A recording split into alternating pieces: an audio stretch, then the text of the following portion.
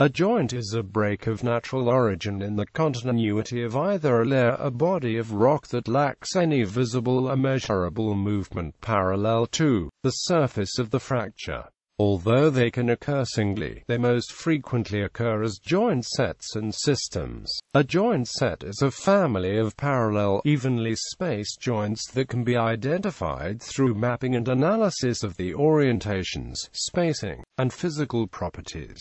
A joint system consists of two or more intersecting joint sets. The distinction between joints and faults hinges on the terms visible or measurable, which depends on the scale of observation. Faults differ from joints in that they exhibit visible or measurable lateral movement between the opposite surfaces of the fracture. As a result, a joint may have been created by either strict movement of a rock layer or body perpendicular to the fracture, or by varying degrees of lateral displacement parallel to the surface of the fracture that remains invisible at the scale of observation. Joints are among the most universal geologic structures, as they are found in most every exposure of rock. They vary greatly in appearance, dimensions, and arrangement, and occur in quite different tectonic environments.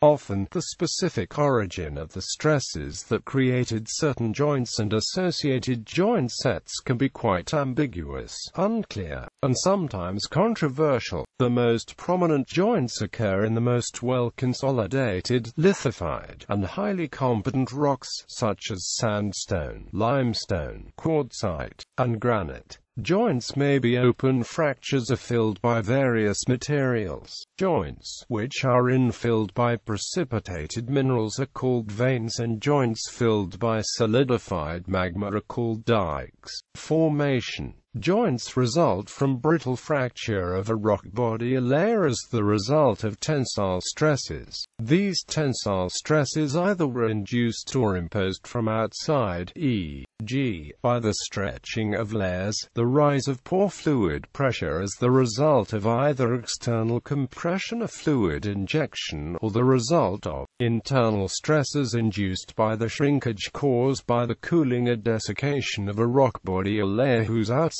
boundaries remained fixed. When tensional stresses stretch a body or layer of rock such that its tensile strength is exceeded, it breaks. When this happens, the rock fractures in a plane parallel to the maximum principal stress and perpendicular to the minimum principal stress. This leads to the development of a single subparallel joint set. Continued deformation may lead to development of one or more additional joint sets. The presence of the first set strongly affects the stress orientation in the rock layer, often causing subsequent sets to form at a high angle, often 90 degrees, to the first set. Types of joints. Joints are classified either by the processes responsible for the formation of the geometry. Classification of joints by geometry. The geometry of joints refers to the orientation of joints as either plotted on stereounits and rows diagrams or observed in rock exposures. In terms of geometry, three major types of joints: non-systematic joints, systematic joints, and columnar jointing are recognized. Non-systematic joints are joints that are so irregular in form, spacing, and orientation that they cannot be readily grouped into distinctive, through-going joint sets. Systematic joints are planar, parallel joints that can be traced for some distance, and occur at regularly, evenly spaced distances on the order centimeters, meters, tens of meters, or even hundreds of meters. As a result, they occur as families of joints that form recognizable joint sets. Typically, exposures or outcrops within a given area. A region of study contains two or more sets of systematic joints, each with its own distinctive properties such as orientation and spacing, that intersect to form well-defined joint systems. Based upon the angle at which joint sets of systematic joints intersect to form a joint system, Systematic joints can be subdivided into conjugate and orthogonal joint sets. The angles at which joint sets within a joint system commonly intersect is called by structural geologists as the dihedral angles. When the dihedral angles are nearly 90 degrees within a joint system, the joint sets are known as orthogonal joint sets. When the dihedral angles are from 30 to 60 degrees within a joint system, the joint sets are known as conjugate joint sets. Within regions that have experienced tectonic deformation, systematic joints are typically associated with either layered embedded strata that has been folded into anticlines and synclines. Such joints can be classified according to their orientation in respect to the axial planes of the folds, as they often commonly form in a predictable pattern with respect to the hinge trends of folded strata, based upon their orientation to the axial planes and axes of folds. The types of systematic joints are longitudinal joints, joints which are roughly parallel to fold axes and often fan around the fold; cross joints, joints which are approximately perpendicular to fold axes; diagonal joints, joints which typically occur as conjugate joint sets that trend oblique to the fold axis; strike joints, joints which trend parallel to the strike of the axial plane of a fold; cross-strike joints, joints which cut across the axial plane of a fold.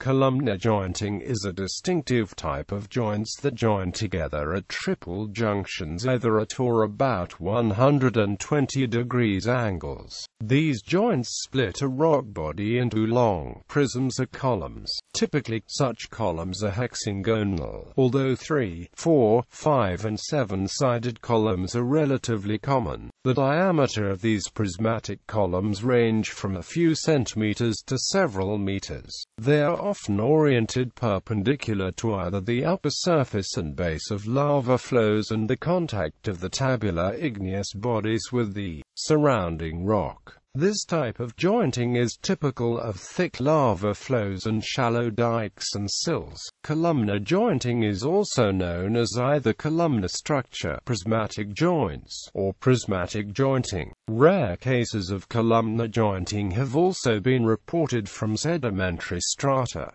Types of joints with respect to formation. Joints can also be classified according to their origin. On the basis of their origin, joints have been divided into a number of different types that include tectonic, hydraulic, exfoliation, unloading, and cooling joints depending on the specific author and publication. Also, the origin of many joint sets often can be unclear and quite ambiguous.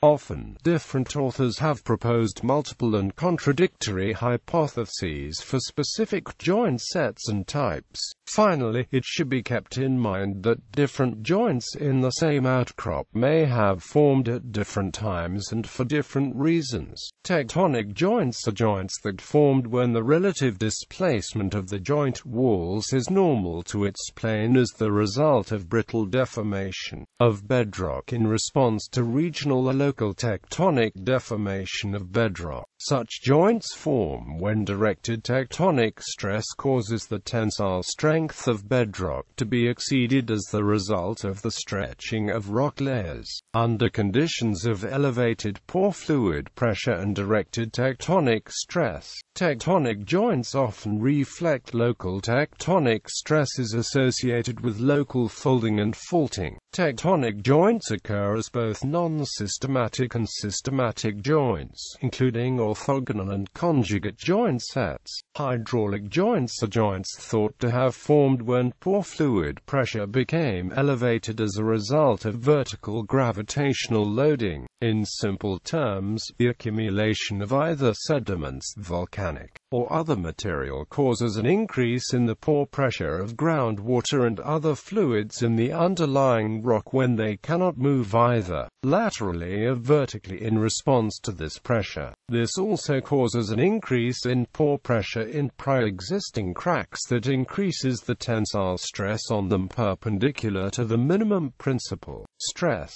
If the tensile stress exceeds the magnitude of the least principal compressive stress, the rock will fail in a brittle manner, and these cracks propagate in a process called hydraulic fracturing. Hydraulic joints occur as both non-systematic and systematic joints, including orthogonal and conjugate joint sets. In some cases, joint sets can be a tectonic, hydraulic hybrid. Exfoliation joints are sets of flat-lying, curved, and large joints that are restricted to massively exposed rock faces in a deeply eroded landscape. Exfoliation jointing consists of fan-shaped fractures varying from a few meters to tens of meters in size that lie subparallel to the topography. The vertical, gravitational load of the mass of a mountain-size bedrock mass drives longitudinal splitting and causes outward buckling toward the free air. In addition, paleostress sealed in the granite before the granite was exhumed by erosion and released by exhumation and canyon cutting is also a driving force for the actual spalling.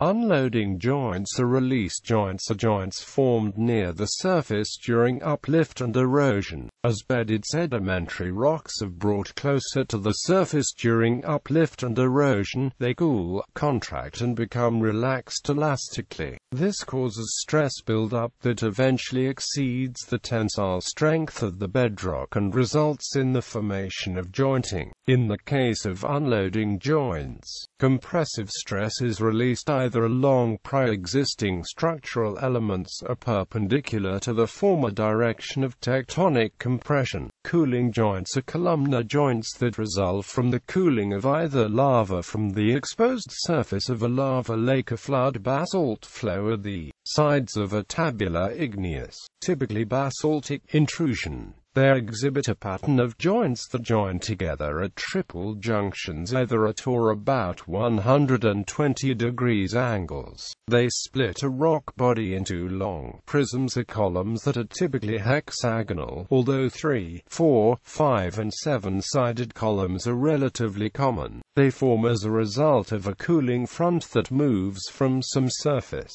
either the exposed surface of a lava lake, a flood basalt flow, or the sides of a tabular igneous intrusion into either lava of the lake, a lava flow, or magma of a dike, a sill. Fractography. Joint propagation can be studied using the techniques of fractography, in which characteristic marks such as hackles and plumose structures can be used to determine propagation directions and, in some cases, the principal stress orientations.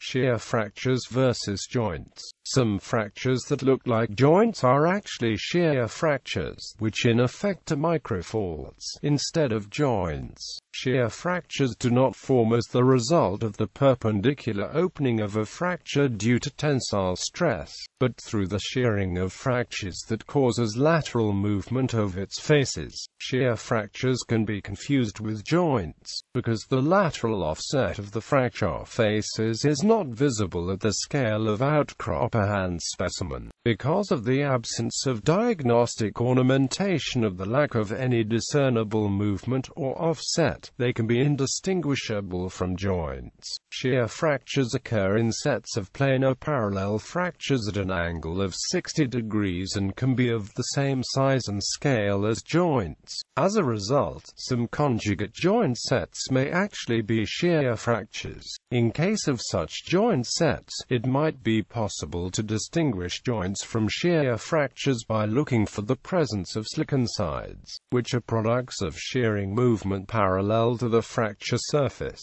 The slicken sides are fine-scale, delicate ridge and groove lineations that are found on the surface of fracture surfaces.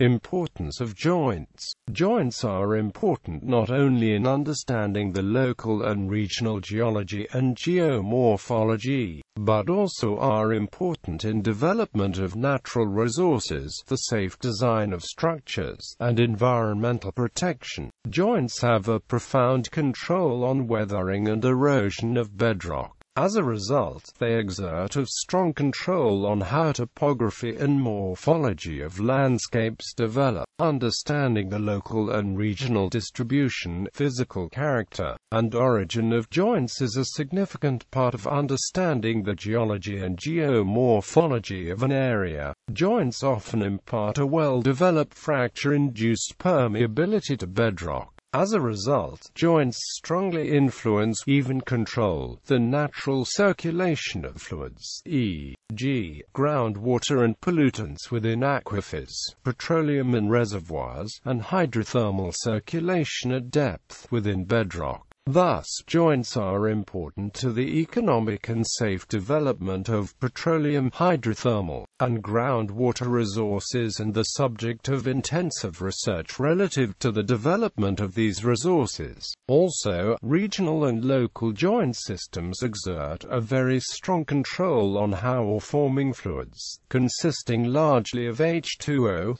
CO2, and sodium chloride, that formed most of Earth's ore deposits circulated within the Earth crust. As a result, understanding their genesis, structure, chronology, and distribution is an important part of finding and profitably developing ore deposits of various types. Finally, joints often form discontinuities that may have a large influence on the mechanical behavior of soil and rock masses in, for example, tunnel, foundation, or slope construction. As a result, joints are an important part of geotechnical engineering in practice and research.